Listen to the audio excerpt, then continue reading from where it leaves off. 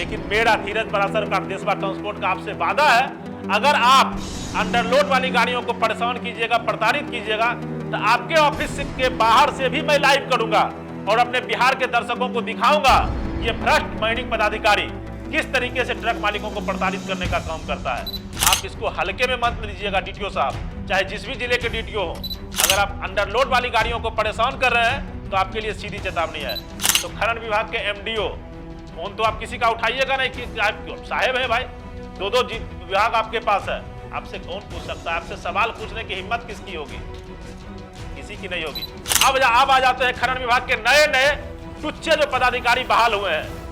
मैं उसको टुच्चा इसलिए बोलूंगा ना क्योंकि वो 2000, 4000, 10,000 के लिए ट्रक मालिकों को आग में झोंक रहा है, अंडरलोड वाली गाड़ियों को। इसके लिए अंजाम जो भी हो, चाहे धीरज पराशर जेल चला जाए, लेकिन धीरज पराशर आपके साथ, ट्रक मालिकों के साथ कदम से कदम मिला के नहीं, एक कदम आगे बढ़ के खड़ा रहेगा।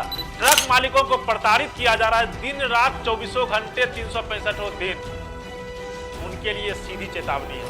श्रीमान एसएचओ साहब, श्रीमान डीएसपी साहब, क्या आपके थाना क्षेत्र में अपराध का ग्राफ 0 हो गया है? तो मैं बिहार सरकार से यह मांग करता हूं कि परिवहन और खनन विभाग को खत्म कर दीजिए, विभाग को ही खत्म कर दीजिए। मैं भारत सरकार से यह मांग करता हूं कि अगर पुलिस को ही सारा काम करना है तो दूसरे विभाग की कोई जरूरत ही नहीं है, परिवहन खनन का कोई काम ही नहीं है। नमस्कार, मैं धीरज पराशर, आपका सुख दुख का साथी। मैं ट्रांसपोर्ट से जुड़े हुए हर खबरों से आपको अपडेट करवाता रहता हूं। अभी जो ये सूचना है, इसको मैं सूचना ही बोलूंगा और ट्रक मालिक जितने भी हो उसको सूचना ही बोलें। बिहार में जिस तरीके से परिवहन, खनन और पुलिस के द्वारा ट्रक मालिकों को प्रताड़ित किया जा रहा है दिन रात 24 घंटे 365 दिन, उनके लिए सीधी चेतावनी है। सीधी चेतावनी देशवा ट्रांसपोर्ट की तरफ से और मेरे तरफ से। आप मेरे साथ कुछ भी कर लीजिए, आप मुझे जेल भेज दीजिए, मेरे साथ कुछ भी कर लीजिए, लेकिन जो आवाज देशवा ट्रांसपोर्ट ने ट्रक मालिकों के हित के लिए उठाई है, वो आवाज, उस आवाज को मैं बुलंद करके रहूंगा, चाहे इसका अंजाम जो भी हो। आप लोग जो हमारे ट्रक मालिक अभी सुन रहे हैं, वो बस हमारा साथ दीजिए, मैं आपकी लड़ाई को आगे तक ले जाऊंगा। जो आप सोचे नहीं होंगे वो मैं करके दिखाऊंगा, बस आप लोग प्यार और आशीर्वाद बनाए रखिए। ये सूचना मैं इसलिए शूट कर रहा हूं क्योंकि अभी लगातार सीओ के द्वारा, बीडीओ के द्वारा, थाना के द्वारा, परिवहन खनन के द्वारा प्रताड़ित किया जा रहा है ट्रक मालिकों को।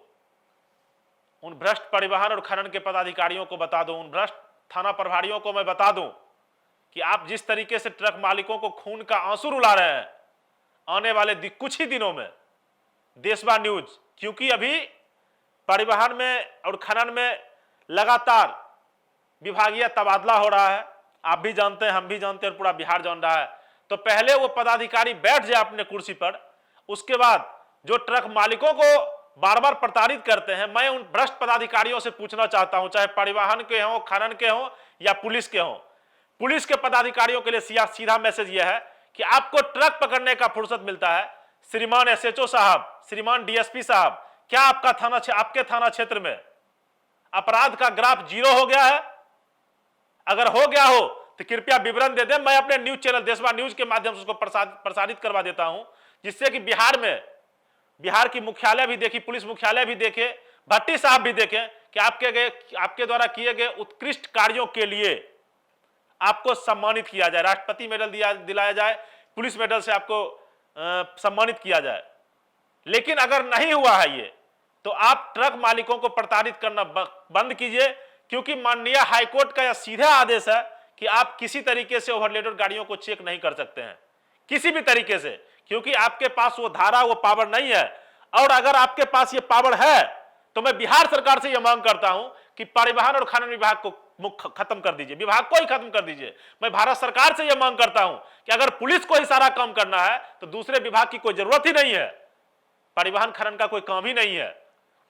उसके बाद मैं सीधा संदेश देता हूं परिवहन के उन भ्रष्ट पदाधिकारियों को, गोपालगंज से लेके कैमूर, पूर्णिया से लेके रजौली बॉर्डर तक, या बिहार के किसी कोने के भ्रष्ट पदाधिकारी, किसी जिले में बैठे हुए भ्रष्ट पदाधिकारी हैं, उनके लिए सीधा संदेश यह है, अगर आप या आपके द्वारा गाड़ी पकड़ के ट्रक मालिकों को प्रताड़ित करने का काम कीजिएगा तो मैं धीरज परासर, परिवहन के उन भ्रष्ट पदाधिकारियों को सीधा संदेश देना चाहता हूं, आपके जिले से अगर ओवरलोडेड गाड़ियां गुजरी और अंडरलोड गाड़ियों को पकड़ के आप परेशान किए तो डीटीओ साहब आपके ऑफिस के सामने से मैं धीरज परासर देशवा ट्रांसपोर्ट के माध्यम से लाइव करूंगा और ट्रक मालिकों के हितों के लिए पीआईएल दाखिल करवाऊंगा।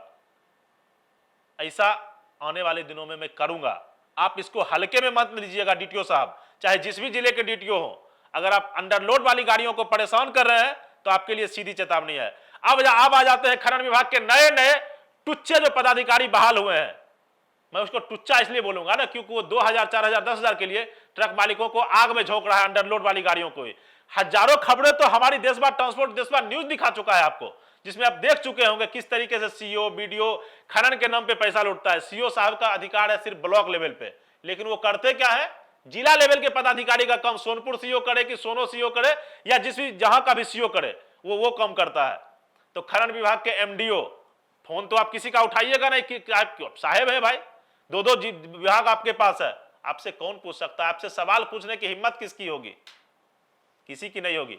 लेकिन मेरा धीरज परासर का देशवा ट्रांसपोर्ट का आपसे वादा है, अगर आप अंडरलोड वाली गाड़ियों को परेशान कीजिएगा, प्रताड़ित कीजिएगा, तो आपके ऑफिस के बाहर से भी मैं लाइव करूंगा और अपने बिहार के दर्शकों को दिखाऊंगा कि ये भ्रष्ट माइनिंग पदाधिकारी किस तरीके से ट्रक मालिकों को प्रताड़ित करने का काम करता है।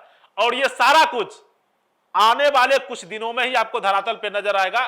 बस सारे पदाधिकारी अपने अपने जगह पे सेट हो जाए, उनकी वसूली शुरू हो जाए, उसके बाद देशवा ट्रांसपोर्ट आपको दिखाएगा।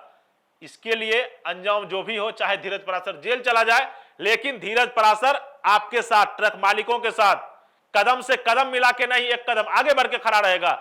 मुझे नेता नहीं बनना है, मैं बर्बाद ट्रक मालिक हूं, मुझे आपका भाई बनना है। मैं आपके रोते हुए बच्चों का आंसू पोंछना चाहता हूं, मैं आपके आंसू को पोंछना चाहता हूं। मुझे आपसे कुछ नहीं चाहिए, बस प्यार चाहिए, आशीर्वाद चाहिए। देशवा ट्रांसपोर्ट को आप लोग जितना हो सकता है सपोर्ट कीजिए, मैं ये चीज करके दिखाऊंगा, मेरा आपसे ये वादा है। अभी तक के लिए फिलहाल इतना ही। बने रहिए अपने प्यार और आशीर्वाद के साथ देशवा ट्रांसपोर्ट पे। धन्यवाद।